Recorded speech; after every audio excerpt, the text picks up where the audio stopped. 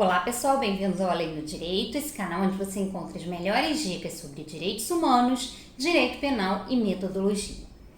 No vídeo de hoje nós vamos falar sobre os decretos do Executivo que alteraram a Lei 10.826, o nosso Estatuto do Desarmamento. Foram 4 decretos decorrentes do Presidente da República que alteraram o Estatuto de Desarmamento e sobre eles já foram propostas 4 ações diretas de inconstitucionalidade no STF. Então, hoje nós vamos falar sobre eles. Se você tem dúvida sobre o que aconteceu, sobre as liminares da Rosa Weber na semana passada, então fica ligado e assiste esse vídeo até o final. Bom, pessoal, se você quer entender um pouquinho mais sobre as alterações recentes do Estatuto do Desarmamento, vem comigo. Eu sou a professora Daniele Maia e juntos nós vamos entender tudo o que a gente precisa saber sobre esses 4 decretos do Executivo sobre a alteração do Estatuto do Desarmamento e as 4 ações diretas de inconstitucionalidade que estão pendentes de julgamento no STF com a decisão de liminar proferida pela ministra Rosa Weber. Eu vou deixar os números dos decretos e os números das ADIs aqui embaixo para vocês consultarem se quiserem. A liminar da ministra Rosa Weber foi muito extensa, foram quase 90 páginas de voto. Para que você não precise ler, eu vou resumir ela aqui para vocês. A ministra começa fazendo uma análise histórica do nosso país em relação às armas. Então ela falou que o primeiro controle de armas foi em 32, depois da Revolução Constitucionalista de 32, na verdade, durante o governo provisório de Vargas. Depois nós tivemos decretos do Executivo para regulamentar isso e nova regulamentação na Constituição Autoritária de 37, dando ao Poder Executivo o poder de gerenciar esse assunto. Nós tivemos também o decreto de contravenções penais, que ainda está em vigor até hoje, que criminalizou algumas condutas. Tivemos as leis de segurança nacional, principalmente de 67, durante a ditadura militar. E a ministra vai falando como esse assunto foi se desdobrando aqui no Brasil e como isso foi sendo acompanhado no âmbito internacional, em relação à mudança de paradigma que nós tivemos com a Segunda Guerra, a entrada no cenário internacional da problemática dos direitos humanos, e ela vai falando como que no Brasil essa questão das armas ela é importante. Então ela cita, que eu vou falar aqui para vocês, primeiro em 97, quando o Brasil assinou a Convenção Interamericana contra a Fabricação e o Tráfico Ilícito de Armas de Fogo, Munições, Explosivos e outras matérias ainda.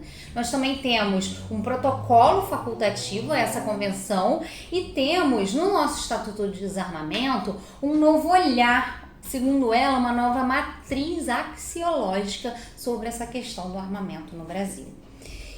O que ela diz é que, com a entrada em vigor do Estatuto do Desarmamento e essa nova matriz axiológica, a segurança pública passou a ser uma obrigação positiva do Estado, que deve estar em consonância com o direito à vida. Então, a segurança pública seria um corolário do direito à vida.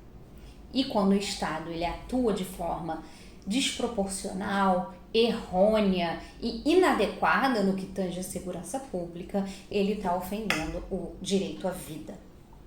Na entrada em vigor do Estatuto do Desarmamento, a gente tinha o artigo 35, que proibia o comércio de armas e munições dentro do território nacional. Esse artigo ele passou por um plebiscito, que perguntava para os brasileiros se o comércio de armas e munições deve ser proibido no Brasil. Mas o plebiscito popular entendeu que não. Então, essa questão da comercialização de armas e munições no Brasil, armas de fogo e munição, ela foi decidida por meio de plebiscito, Então, não é uma questão dos decretos recentes do Poder Executivo.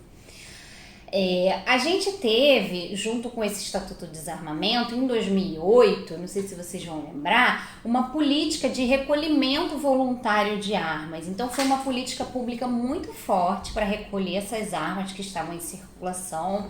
Se você jogar aí no Google, você vai ver vários vídeos, né, dessas armas sendo destruídas. E a gente tem um laudo do IPEA, de uma pesquisa que foi feita em relação a esse período. Então, antes desse recolhimento de armas, a gente tinha um índice altíssimo de violência pública, que beirava aí uns 5,5%. Então, logo após esse recolhimento e essa entrega voluntária de armas, a gente passou a ter um índice muito mais baixo, que beirava aí uns 0,8%. Então, é uma queda drástica. Então, após fazer toda essa análise histórica e social, a ministra ainda passou pelo relatório da CPI sobre o tráfico ilícito de armas, que foi feito pela Câmara dos Deputados. Então, ela trouxe alguns dados do relatório final da CPI, como o fato de que a maioria das armas apreendidas ilicitamente, elas têm uma origem legal, elas foram adquiridas de forma legal. Ela mostra que o índice de armas brancas, ela também tem essa origem legal, apesar de depois se transformar numa origem ilícita. Ela também fala das CPIs das milícias que ocorreu na Assembleia Legislativa do Estado do Rio de Janeiro, com conclusões similares. Então, depois de fazer todo esse panorama, ela passa a analisar detidamente todos os artigos que foram apontados pelas ADIs julgadas conjuntamente a respeito do que não poderia, né? O que esses peticionários entendiam como inconstitucional.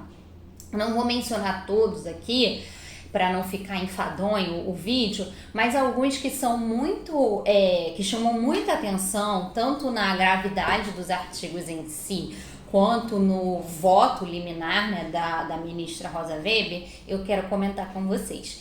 Então, por exemplo, um primeiro era a possibilidade de ser afastado do comando do Exército o controle sobre os projéteis de armas e munições. Por que afastar do comando do Exército esse controle de projéteis de armas e munições é muito grave?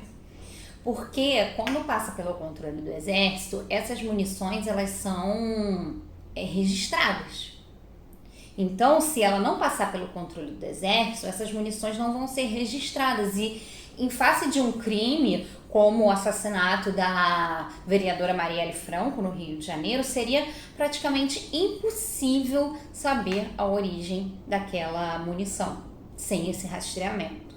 Como isso é vedado no Brasil até o momento, porque esses artigos não entraram em vigor por conta da liminar, a gente ainda tem a obrigatoriedade desse controle do Exército, então as munições são todas registradas, o que facilita na hora de apuração de determinado crime. Um outro artigo que acabou tendo a sua, por liminar, tendo a sua eficácia suspensa, acabou não entrando em vigor, foi a possibilidade de uma pessoa com porte de armas ter esse porte mediante laudo de qualquer psicólogo registrado no Conselho de Medicina e não num profissional reconhecido pelo órgão público responsável por essa questão do porte de armas, né, do Exército e tudo mais. Você delegaria para qualquer psicólogo com registro no Conselho de Psicologia a possibilidade de dar um laudo. Então, isso flexibiliza muito as regras, quando você não tem que passar por um profissional que é vinculado ao próprio governo. Então, esse artigo também está suspenso.